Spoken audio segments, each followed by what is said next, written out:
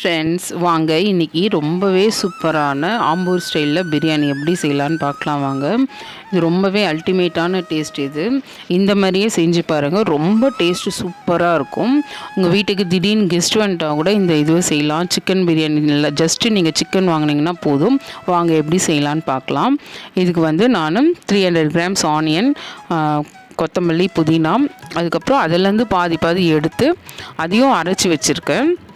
இதுதான் மெயினான டேஸ்ட்டே. இதெல்லாம் தான் அப்படியே நம்ம ராவாக யூஸ் பண்ணுறது. இது மாதிரி நம்ம அரைச்சி யூஸ் பண்ணும்போது ரொம்பவே டேஸ்ட்டாக இருக்கும். எல்லாமே அரைச்சிக்கோங்க. பாதி என்ன குவான்டிட்டி எடுக்கிறீங்களோ அதில் அப்படியே பாதி எடுத்து அரைச்சிக்கோங்க மிக்சியில் நைஸாக. பாருங்கள், இந்த மாதிரி ஸ்மூத் பேஸ்ட்டாக அரைச்சிக்கோங்க. அதுக்கப்புறமா அதே மாதிரி ஹோல் ஸ்பைசஸ்லேயும் நம்ம எடுக்கிற இதுலேருந்து பாதி எடுத்து மிக்சியில் நைஸாக வதக்க தேவையில்ல, அப்படியே அரைச்சிக்கணும். ஆனியன், டொமேட்டோ எல்லாமே நல்லா இந்த மாதிரி மேஷ் ஆகிற அளவுக்கு குக் பண்ணிக்கோங்க. அது கூடவே நல்லா இந்த மாதிரி எண்ணெய் பிரிஞ்சு வரணும். அது கூடவே புதினா, கொத்தமல்லி பேஸ்ட் அதையும் போட்டு நல்லா வதக்கிக்கோங்க. நல்லா வதங்கிறதுலையும் இது அரைச்சி யூஸ் பண்ணுறதுலேயே தான் இருக்குது. இஞ்சி பூண்டு பேஸ்ட் இதையும் போட்டு நல்லா மேஷ் பண்ணிக்கோங்க. மேஷ் ஆகிற அளவுக்கு வதக்கிக்கோங்க. ஹோல் ஸ்பைசஸை இதே மாதிரி நல்லா அரைச்சி வச்சுருக்கு. கரம் மசாலாவே தேவையில்லை. வெறும் மிளகாத்தூள், தயிர் போட்டு சிக்கனை நல்லா மேக்னேட் பண்ணி ஒரு 4 ஹவர்ஸ்க்கு நல்லா ஊற வச்சுருக்கேன். இதே மாதிரி டேஸ்ட்டில் வரும். நீங்களும் செஞ்சு பாருங்கள். இதே மாதிரி மெத்தடில் 1:2 ரேஷியோவில் நல்லா தண்ணி யூஸ் பண்ணுங்கள்.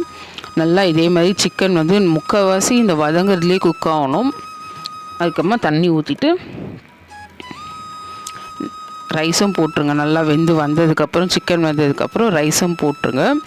நல்லா வேகட்டும். வெந்தோடனே இதே மாதிரி டம் போடுறதுக்கு ரெடி பண்ணிக்கோங்க. அப்போ ஒரு 2லேருந்து 3 ஸ்பூன் நெய் ஆட் பண்ணிவிட்டு புதினா, கொத்தமல்லியும் கொஞ்சம் ஆட் பண்ணிக்கோங்க. அதே மாதிரி ஃப்ரைடு ஆனியன் மஸ்ட் ட்ரை. கண்டிப்பாக இந்த மாதிரி ட்ரை பண்ணுங்கள், ரொம்ப டேஸ்ட்டாக இருக்கும். புதினா, கொத்தமல்லி போட்டு கீழே ஒரு வேஸ்டான ஒரு தவா வச்சுட்டு எலுமிச்சம்பழமும் பிழிஞ்சிடுங்க. எல்லாத்தையும் போட்டு நல்லா மிக்ஸ் பண்ணுங்கள். டேஸ்ட்டுக்கு நான் கேரண்டி. டேஸ்ட் இந்த மாதிரி செஞ்சு நல்லா வரலன்னா கண்டிப்பாக கமெண்டில் கேளுங்க. நான் கேரண்டி. டேஸ்ட் ரொம்ப சூப்பராக இருக்கும். இந்த மாதிரியே ட்ரை பண்ணி பாருங்கள். இதே மாதிரி தம் போட்டுருங்க. நமக்கு ஹெவியாக வைக்கிற அளவுக்கு இதுதான் இருக்குது. அதே சூப்பராக இருக்கும். பாருங்கள் எவ்வளோ சூப்பராக வந்திருக்கு. நல்லா எண்ணெய் அதே மாதிரி எவ்வளோக்குள்ள நம்ம தாராளமாக ஊற்றுறோமோ அதுக்கேற்ற மாதிரி டேஸ்ட்டு கம்பல்சரி வரும். இதே மாதிரி ட்ரை பண்ணுங்கள். சிக்கன் நான் இன்றைக்கி தந்தூரி சிக்கன் பண்ணியிருக்கேன். ரைத்தா, சிக்கன் 65, அதுக்கப்புறமா ஆம்பூர் ஸ்டைல் பிரியாணி. குட்டி ரைஸில் அதுலேயும் டபுள் டியர் ரைஸு வாங்குங்க, ரொம்ப டேஸ்ட்டாக இருக்கும். டேஸ்ட்டுக்கு நாங்கள் 100% கேரண்டி. ரொம்ப சூப்பராக இருக்கும். இதே மாதிரி ட்ரை பண்ணுங்கள். இதே மாதிரி சண்டேவை என்ஜாய் பண்ணுங்கள். அப்படியே வீடியோ பிடிச்சிருந்தால் லைக் பண்ணுங்கள். ப்ளீஸ் என்னோட சேனலை சப்ஸ்கிரைப் பண்ணுங்கள். தேங்க்யூ. ஹலோ ஃப்ரெண்ட்ஸ், இன்றைக்கி நம்ம பார்க்க போகிறது வவ்வால் ஃபிஷ் ஃப்ரை பார்க்கலாம். வாங்க எப்படின்னு செய்யலான்னு பார்க்கலாம். ஒரு மிக்ஸி ஜார் எடுத்துக்கோங்க. வெங்காயம் ஒரு 2 வெங்காயம், 2 தக்காளி, அது கூடவே ஒரு 5-6 பல் பூண்டு எடுத்துருக்கேன். மிளகாத்தூள், தனியாத்தூள் எல்லாமே சேர்த்துட்டு நல்லா நைஸாக அரைச்சிக்க போகிறோம்.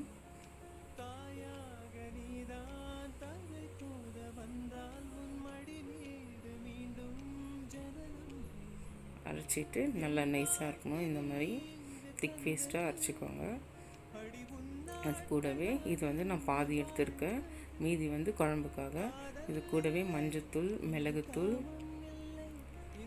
ஒரே ஒரு முட்டையோட ஒயிட் பார்ட் மட்டும், மிளகாத்தூள், ஒரு 3 டேபிள் ஸ்பூன் புளி கரைச்சல், அதுவும் திக்காக இருக்கணும், கொஞ்சம் சால்ட், எல்லாத்தையும் சேர்த்து நல்லா மிக்ஸ் பண்ணணும். மிக்ஸ் பண்ணிவிட்டு நல்லா அந்த பேஸ்ட்டும் திக்காக இருக்கும். நான் இன்றைக்கி 1 கிலோ வவ்வால் ஃபிஷ் எடுத்திருக்கேன். எல்லா தண்ணியும் போட்டு நல்லா கூட் பண்ணுற மாதிரி கூட் பண்ணிவிட்டு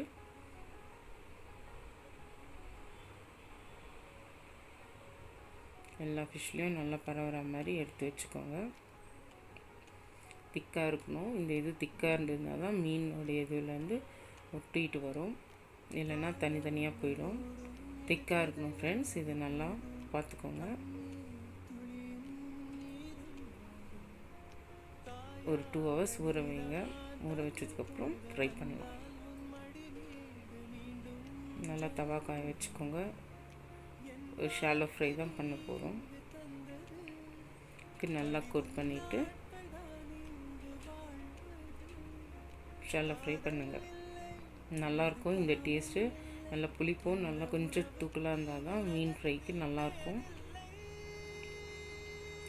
அந்த மசாலா உதிராமல் இருக்கிறதுக்கு தான் நம்ம முட்டையோட வெள்ளைக்கரு யூஸ் பண்ணியிருக்கோம்.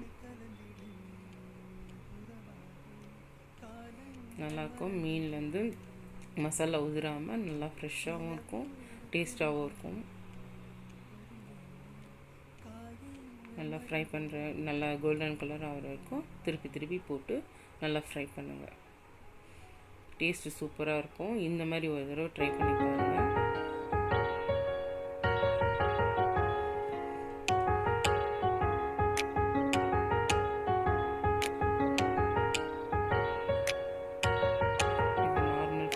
காலங்களோடும் இது கதையாகி போகும். கண்ணீர் துளியின் நீரும் வாழும். தாயாக நீதான் தலை கோத வந்தால் உன் மடி மீது மீண்டும் ஜனனம் வேண்டும்.